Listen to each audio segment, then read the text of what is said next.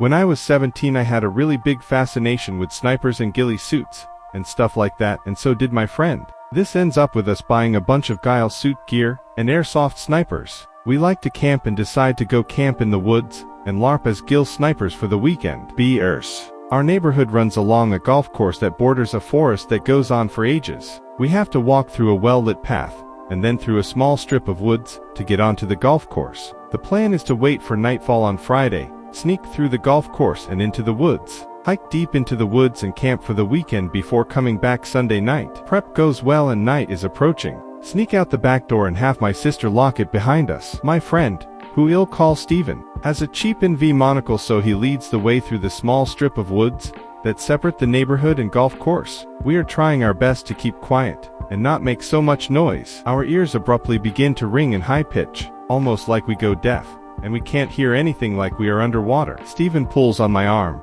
and says something, but it sounds so muffled. He starts pulling me through the brush until we make out onto the golf course. Ringing subsides and we both look at each other like, what the hell? Not the time to talk about it, so we set up to do recon over the golf course to plan the next move. I know it's not the most interesting story, and the weird stuff happens when we reach the forest. If anyone is interested, I can continue. Why would you ask for our approval to continue?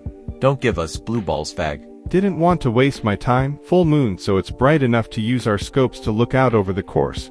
Plus the NVG shits itself over that distance, so the scopes are a better option. As we are panning over the course, we are teasing each other with the typical, "What the hell is that? Shit, it's the cops," trying to freak the other out. Visible from our position is the main complex, plus a few smaller maintenance sheds, along with one larger barn structure. Out of all of them, it looks the weirdest. Steven drops his voice and goes, "Shit man, I think there is something there." Think he is fucking with me, so I go, "Let's go then, we can sneak up there, it won't even cease." Steven seems genuinely freaked, and starts talking about how we should just head back home. But I push and say that it's probably just animals. Peer pressure gets him to crouch walk over to the building. From far out it looked normal, but as we got close it seemed to get darker. The wood was rotten and dark and it just looked derelict. There was a break in the side from which we used the monocle to peek inside, and nothing seemed to be inside. Best guess was it was a storage barn for something like manure or mulch, I'm not sure. It was just empty at the time. The hayloft is slanted down, and there is a stair leading up to it. It's pitch dark up there and none of us want to look. We suddenly are aware of a clicking noise, kin to like the clicker in Band of Brothers, coming from the hayloft. Steven refuses to go up the steps, but I really want to see what's up there, so I make him hold the flashlight, and tell him to turn it on when I motion it. I try to quietly climb the steps and hold out my phone, and motion for him to turn the light on, and I take pic rel. Why not use the flash? Because I wasn't sure how far back it went, plus the flash on my phone kinda sucks, and I just wanted to make sure if I captured anything it was a good pic. Obviously, I don't get anything, and Steven, upon hearing that there isn't anything, peeks his head up, and shines the light around, and it really is empty. The clicking sound is still going on and I'm starting to get weirded out.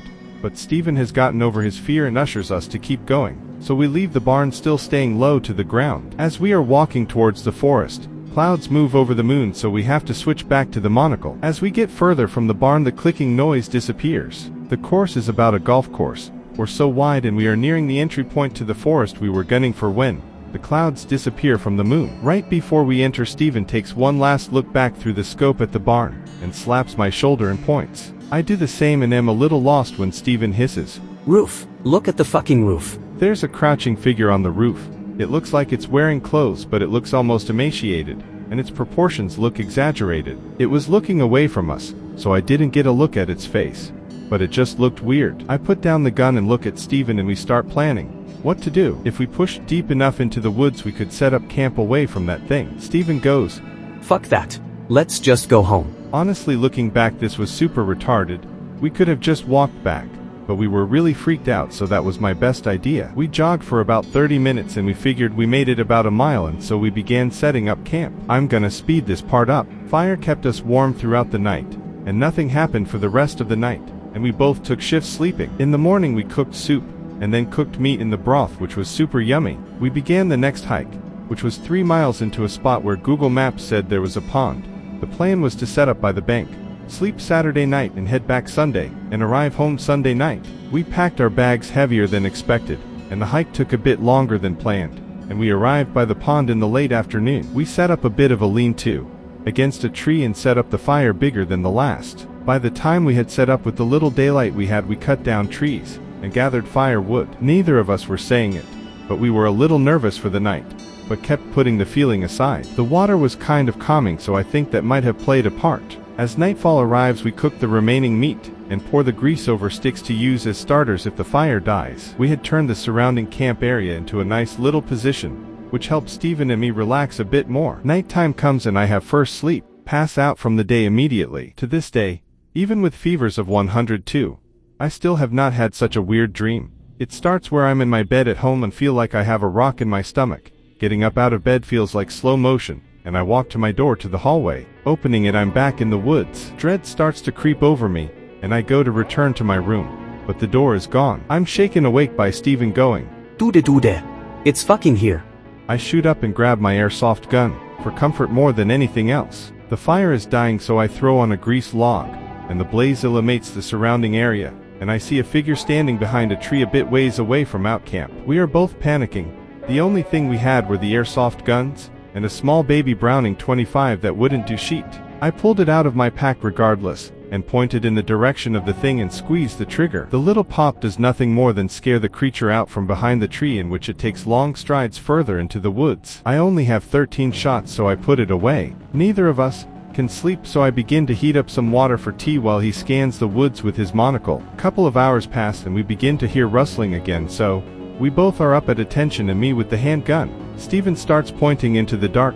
Right there, man. Shoot it. I can't see shit, so I just shoot in the general direction. The rustling keeps getting closer and we both say fuck it, and tumble out of our camp, and start running towards the water. I look over my shoulder, and see this tall figure almost shuffling through the bush towards. Stephen is in front of me, so I try to aim and shoot, but it either misses, or does nothing as it keeps chasing. We splash into the lake and I trip, and end up dunked in the water. I recover quick and the thing is almost upon us. Its face was weird and it looked like it was just slits in a clay mold of a face. Stephen is screaming to shoot it, and I raise the pistol and pull the trigger. It doesn't shoot. I clear the jam and blow down the barrel and raise it again, and pull the trigger. This time I see the bullet hit the thing and it just grunts, and stops for a second before it continues forward. I shoot it again, and now that I have it sighted, I just keep squeezing the trigger. Just when the gun clicks empty, the thing makes a low whimpering sound again, and stops in its tracks. It leans and almost buckles, and, I guess, decides we aren't worth the effort and sort of lumbers off back into the woods. Me and Stephen look at each other and have no words. We slowly make our way out of the water, still nervous but with the feeling that the main part is over. The camp is wrecked and we are both wet and cold. The fire is almost dead, and we spend a while trying to get it to relight. It catches and we just sit next to it, letting it warm us up and dry us off. It's nearly morning by that time, so we just stay up talking about whatever. At first sign of sunlight, we extinguish the fire and pack up, throw the grease logs into the water and piss on the fire.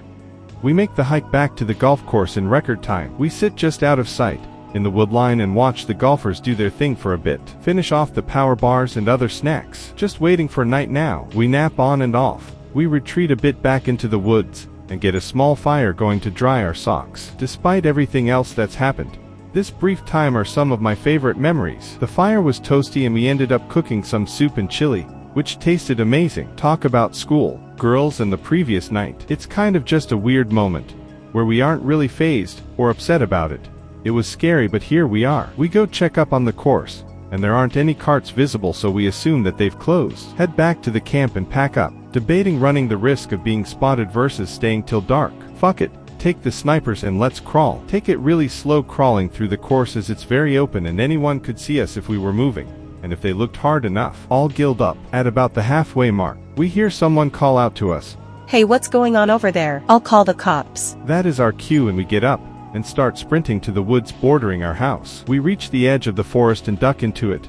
I quickly text my brother to have the back door unlocked. Stephen and I pick up the pace and are just sprinting at this point, not really trying to stay hidden. We pass through the small asphalt path that loops through the woods and hop the back fence that leads to my house, and we make it inside and lock the door behind us. We change and pack up the gear in storage. Spend the rest of the day playing video games. We ask around, but no one really has any concrete answer about anything weird in those woods. We don't want to reveal what we did, so we just keep quiet and go about life. Steven and I are still good friends. Pick related is a meal we cooked. Can you further describe/draw what you encountered?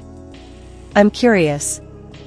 It's late, so I apologize for it not being the best, but its eyes and mouth just looked to be slits in its face, and the clothes it had on seemed to just be rags on its body. It was tall and seemingly pale. I'd wager around 7 or so feet tall. Without doxing myself, I live in the Appalachians, so I don't know if there's anything like that.